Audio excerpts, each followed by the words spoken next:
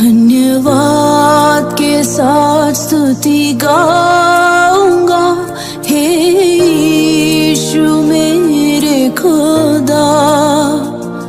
उपकार तेरे हैं बेशुमार, कोटि कोटि स्तुति धन्यवाद।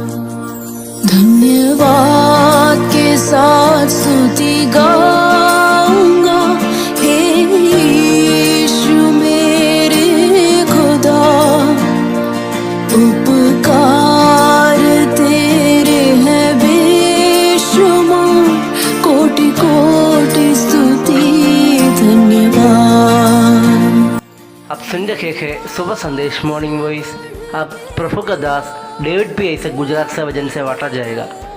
परमेश्वर के धन्य नाम में स्तुति हो। प्रभु यीशु मसीह के नाम में मेरी ओर से सबको हार्दिक अभिनंदन। बड़ी खुशी के साथ एक और बार इस अच्छा मौका प्रदान किया। इस संदेश सुनने वाला तमाम प्रियजनों को धन्यवाद करते हैं। आज का शॉर्ट मैसेज के लिए 2 तिमोती अध्याय 2 8वां कलम पढ़ के सुनाना चाहता हूँ। आप लोग ध्यान से सुनिए। यीशु मसीह को स्मरण रख, जो दाऊद के वंश से हुआ और मरे हुआ में से जी उठा, और यह मेरा सुसमाचार के अनुसार है। हम परमेश्वर को धन्यवाद करें। सुसमाचार की विषय में आप लोगों के सामने एक संदेश सुनना चाहता हूँ। सुसमाचार यीशु मसीह का स्वयं है, और यीशु मसीह का जन्म है, जीवन है, मृत्यु, गाड़ा और जाना और पुनरुत्थान, ये सब सुसमाचार में निहित हैं। सबसे उत्तम और महान प्रचारक और शिक्षक यीशु मसीह स्वयं है। प्रभु परमेश्वर का दास पौल ऐसा कहते हैं, जो यीशु मसीह और दाऊद की संतान से आया है, दाऊद की वंश से आया है और मरे हुओं से जी उठा है, और वह मेरा सुसमाचार है। प्यारे मित्रों, आज सुसमाचार के बारे में आप लोगों के बारे में मैं कहना चाहता हूँ। पुराना नियम में जो भविष्यवक्ता परमेश्वर की वाणी सुनाते थे, स्वर्गदूतों को भी परमेश्वर अपने वचन पहुँचाने के लिए विशेष अवसर पर विशेष व्यक्तियों के पास भेजा देता था। नए नियम में प्रभु यीशु के जन्म और पुनरुत्थान और दूसरे आगमन के बारे में संदेश देने के लिए स्वर्गदूतों को भेजा दिया था। लेकिन ध्यान देने की बात है, प्रभु यीशु के सुसमाचार के प्रचार के लिए स्वर्गदूतों को नहीं भेजा। प्रभु यीशु ने अपने शिष्यों को यह कार्य सौंपा था। आज हर एक विश्वासी का उत्तरदायित्व यही है कि वह यीशु मसीह का सुसमाचार सुनाए। मरकुस रचित सुसमाचार 16 अध्याय 15वें और 16वें कलम में लिखा है, प्रभु यीशु ने शिष्यों से कहा, तुम सारे जगत में जाकर सारी सृष्टि के लोगों को सुसमाचार प्रचार करें। जो विश्वास करें और बपतिस्मा ले, उसी का उद्धार होगा, परंतु जो विश्वास न करेगा वह दोषी ठहराए जाएगा। प्यारे मित्रों, सुसमाचार का प्रचार परमेश्वर की धार्मिकता और प्रेम है।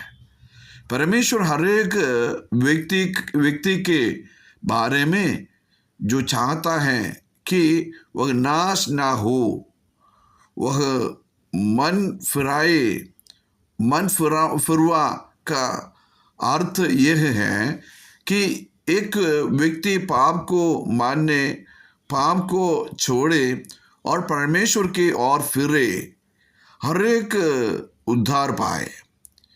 उद्धार के लिए यीशु मसीह की मृत्यु, गाड़े जाना और पुनरुत्थान थे, सब मेरे लिए हैं। ऐसा विश्वास करता है और यीशु को प्रभु और उद्धारकर्ता ग्रहण करना है। चौथा बात यही है, सत्य को भली भांति पहचान है। यीशु मसीह सत्य हैं, उसके वचन सत्य हैं, इनको भली भांति पहचानना है। मत्ती सुसमाचार अध्याय 28 जो 19 पद में इस प्रकार लिखा है, मैं अपने शिष्यों को शिष्य बनाने के लिए प्रभु यीशु ने आज्ञा दी। सत्य को भली भांति पहचानने की अभिलाषा जिसमें है वही एक सिद्ध शिष्य बनेगा। सुसमाचार का संदेश सुनने से क्या सभी सुनने वालों विश्वास करेगा? नहीं, कुछ विश्वास करेगा, कुछ विश्वास नहीं करेगा। नूह काफी समय तक प्रचार करता था, लेकिन केवल 8 लोगों ने विश्वास किया। लेकिन उस संदेश को सुनाने का मौका सबको मिला था।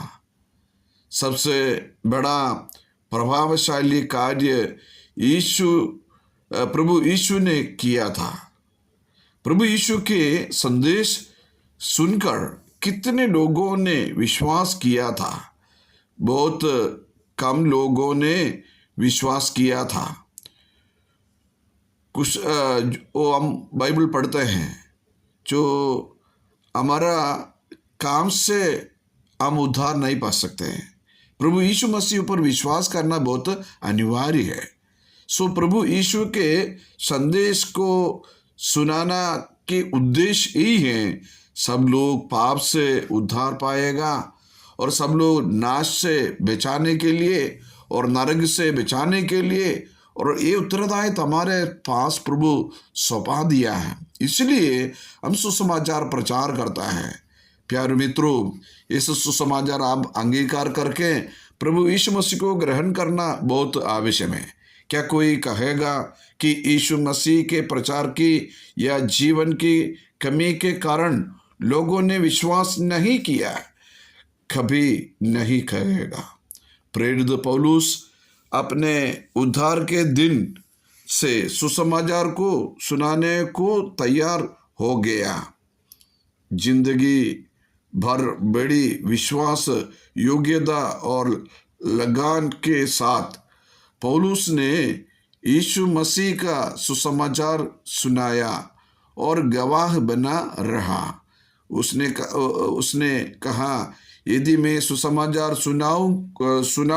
सुनाऊंगा तो मेरे लिए कुछ घमंड ही बात नहीं, क्योंकि यह तो मेरे लिए अवश्य है। यदि मैं सुसमाचार ना सुनाऊं तो मुझे पर खाए, यदि हम सुसमाचार ना सुनाए तो हम पर हाय। सुसमाचार सुनने के लिए परमेश्वर हमारी सहायता करे। सबको इस वचनों द्वारा अनुग्रह और आशीष मिले। आमीन।